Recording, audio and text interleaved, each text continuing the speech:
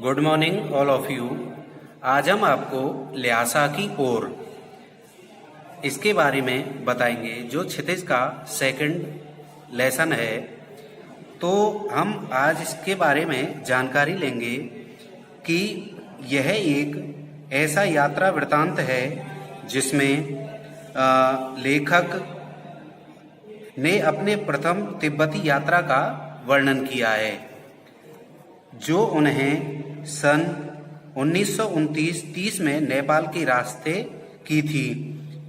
इस तिब्बत की राजधानी ल्हासा की ओर जाने वाले सभी दुर्गम रास्तों का वर्णन उन्होंने बहुत ही अच्छी रोचक शैली में किया है।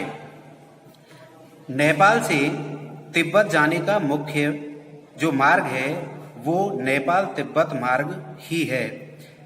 नेपाल हिंदुस्तान का व्यापार और इसी मार्ग से होकर निकलता है। बाद में तो फिर इसका रास्ता व्यापार के लिए खोल दिया जाता है।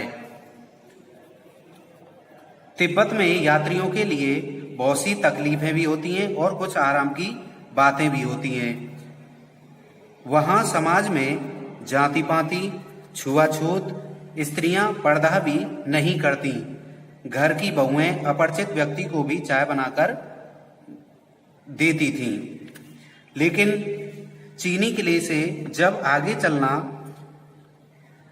शुरू किया तो एक आदमी उससे राहदारी मांगने लगा। उस समय लेखक ने अपनी और अपने मित्र सुमति की चिट उस राहदारी मांगने वाले व्यक्ति को दे दी। इसके बाद में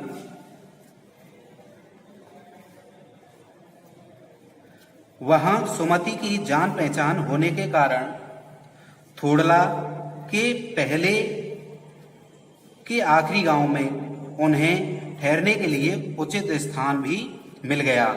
ठीक है। लेखक ने इससे पहले यात्रा के बारे में बताते हुए कहा कि पिछली बार हम भद्र यात्री के वेश में घोड़ों पर सवार होकर आए, किंतु रहने के लिए वहां कोई उचित स्थान नहीं मिला था। वहां के लोग शाम को शराब जैसा तरल पदार्थ पीकर अपनी सुध-बुध खो देते हैं। इससे उनको पर्यटकों का कोई भी ध्यान नहीं रहता। लेखक को डांडा थोड़ला स्थान पर पार करना पड़ा। यह स्थान तिब्बत के सबसे खतरनाक स्थानों में जाना जाता है और 16-17 हजार फीट की ऊंचाई के कारण आसपास कोई गांव दिखाई नहीं देता था। डाकुओं के लिए यह सबसे सुरक्षित स्थान है। यहाँ केवल डकैत आदमी को मारते हैं, उसके बाद उसकी जेबें टटोलते हैं। यहाँ हथियार न रखने का कानून न होने के कारण यहाँ के लोग पिस्तौल, बंदूक, लाठी की तरह लिए घूमते हैं। लेखक को इन डाकुओं से बिल्कुल भी डर नहीं लगता है, क्योंकि यह उसका साथी भिखमंगों के रूप में यात्रा कर रहे थे। रास्ता काफी दुर्गम था, इसीलिए लेखक ने अपने मित्र सुमति से कहा, यहाँ से लंकोर तक के लिए 2 घोड़े कर लेने चाहिए। घोड़े पर सवार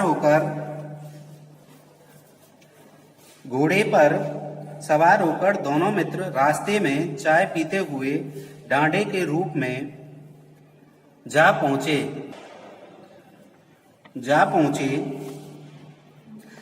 उनकी दाईं तरफ हिमालय में के सिक्त शिखर थे।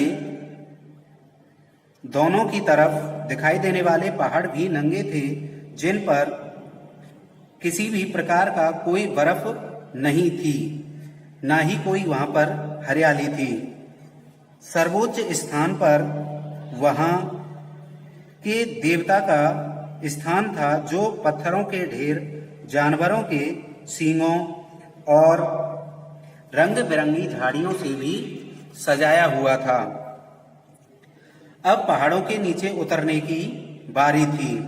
लेखक के घोड़े की चाल भी धीमी थी। रास्ता घुमावदार होने के कारण वह रास्ता भटक गया और फिर वापस आ गया। लेखक शाम के 4 बजे जहां सुमति का इंतजार कर रहा था, उस समय वह बहुत गुस्से में बोल रहा था। जब लेखक ने अपनी मजबूरी बताई तो उसका गुस्सा शांत हो गया और वह वहां उन्हें रहने के लिए अच्छा स्थान भी मिल गया। इसके बाद में अब वे टिहरी के विशाल मैदान पर पहुंच गए थे। यह स्थान पहाड़ों से घिरा टापू सा दिखाई दे रहा था, जिसमें दूर की एक छोटी सी पहाड़ी मैदान के भीतर दिखाई दे रही थी। उस पहाड़ी का नाम था टिहरी समाधि गिरी। वहां आसपास के गांव में सुमति के यजमान रहते थे, जहां वो जाना चाहता था, पर लेखक ने उसे इधर उधर न जाने के लिए मना लिया था। अगले दिन लेखक और सुमति प्रचंड धूप में 10-11 बजे वहां से चल पड़े। तिब्बत की धूप बहुत कड़ी होती है। सुमति के परिचित तो टिहरी में भी थे, इसीलिए एक आदमी से मिलने का बहाना करके वे सीकर बिहार की ओर चलने लगे। इसके बाद तिब्बत की जमीन छोटे बड़े जागीरदारों में बटी हुई है। इनका बहुत सा हिस्सा मठों के हाथ में है। हर जागीरदार अपनी खेती बेगार मजदूरों से कराता है। खेती का इंतजाम करने या देखने के लिए वहां कोई भिक्षु आता है और उसे सभी राजा के समान आदर सम्मान देते हैं। अब लेखक और सुमति सीकर पहुंचे। वहां की खेती के मुखिया भिक्षु बड़े भद्र पुरुष थे। लेखक को भिखमंगों के रूप में देखकर भी वह उनसे बहुत प्रेम भाव से मिले। और वहां एक बौद्ध मंदिर भी था, जहां कंजूर यानी बुद्ध वचन अनुवाद की 103 हस्तलिखित पोथियां रखी हुई थीं। लेखक का आसन भी वहीं स्थापित किया गया। 15-15 शेर की एक पोटी मोटे कागज पर तथा मोटे मोटे अक्षरों में लिखी हुई थी। लेखक का मन तो उस पुस्तकों में लीन हो गया था। सुमति लेखक से अपने यजमानों से मिलने चला गया। अगले दिन वे दोनों भिक्षु नमसे से विदाई लेकर वापस चल पड़े। ये तो हुआ इसका समरी जो मैंने आपको बताई थी। अब आते हैं हम इसके लेसन पर। वह नेपाल से तिब्बत जाने का मुख्य रास्ता है। फरी कलिंगपोत का रास्ता जब नहीं खुला तो नेपाल ही नहीं हिंदुस्तान की भी चीजें इसी रास्ते से तिब्बत जाया करती थीं। यह व्यापारिक ही नहीं सैनिक रास्ता भी था।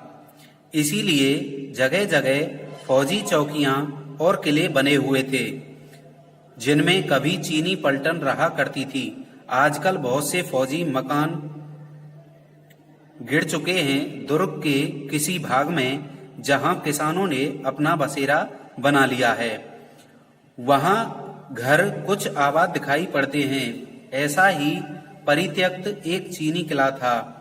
वहां चाय पीने के लिए हम ठहरे। तिब्बत में यात्रियों के लिए बहुत सी तकलीफें भी थीं और कुछ आराम की बातें भी। वहां जाति पाति छुआछूत का सवाल ही नहीं और न ही औरतें पर्दा ही करती थीं। बहुत निम्न श्रेणी के भिखमंगों को लोग चोरी के डर से घर के भीतर नहीं आने देते, नहीं तो आप बिल्कुल घर के भीतर चले जा सकते हैं। चाहे आप बिल्कुल अपरिचित हों, तब भी घर की बहू या सासू को अपनी झोली में से चाय दे सकते हैं। वह आपके लिए उसे पका देगी। मक्खन और सोडा नमक दे दीजिए। वह चाय चौड़ी में कूटकर उसे दूध वाली चाय के रंग की बना के मिट्टी के टोटीदार बर्तन यानी खोटी में रखकर आपको दे देगी। यदि बैठक की जगह चूल्हे से दूर है और आपको डर है कि सारा मक्खन आपकी चाय में नहीं पड़ेगा, तो आप खुद जाकर चौड़ी में चाय मथ कर ला सकते हैं। चाय का रंग तैयार हो जाने पर फिर नमक मक्खन डालने की जरूरत होती है। परित्यक्त चीनी किले से जब हम चलने लगे तो एक आदमी राहदारी मांगने आया। हमने वह दोनों चिटें उसे दे दी। शायद उसी दिन हम थोड़ला के पहले के आखिरी गांव में पहुंच गए। यहाँ भी सुमति के जान पहचान के आदमी थे और भिखमंगे रहते भी ठहरने के लिए अच्छी जगह मिली। 5 साल बाद हम इसी रास्ते लौटे थे और भिखमंगे नहीं, एक भद्र यात्री के भेष में घोड़ों पर सवार होकर आए थे। किंतु उस वक्त किसी ने हमें रहने के लिए जगह नहीं दी और हम गांव के एक सबसे गरीब झोंपड़े में ठहरे थे। बहुत कुछ लोगों की इस वक्त की मनोवृत्ति पर ही निर्भर है। खासकर शाम के वक्त छड़ पीकर बहुत कम होश हवास को दुरुस्त रखते हैं।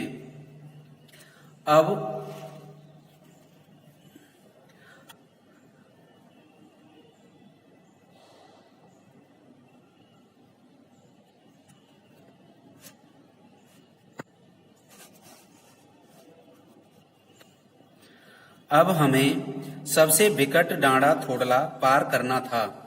डांडे तिब्बत में सबसे खतरे की जगह हैं। 16-17 हजार फीट की ऊंचाई होने के कारण उनके दोनों तरफ मीलों तक कोई गांव गिराव नहीं होते। नदियों के मोड़ और पहाड़ों के कोनों के कारण बहुत से दूर तक आदमी को देखा नहीं जा सकता था। डाकुओं के लिए यही सबसे अच्छी जगह है। तिब्बत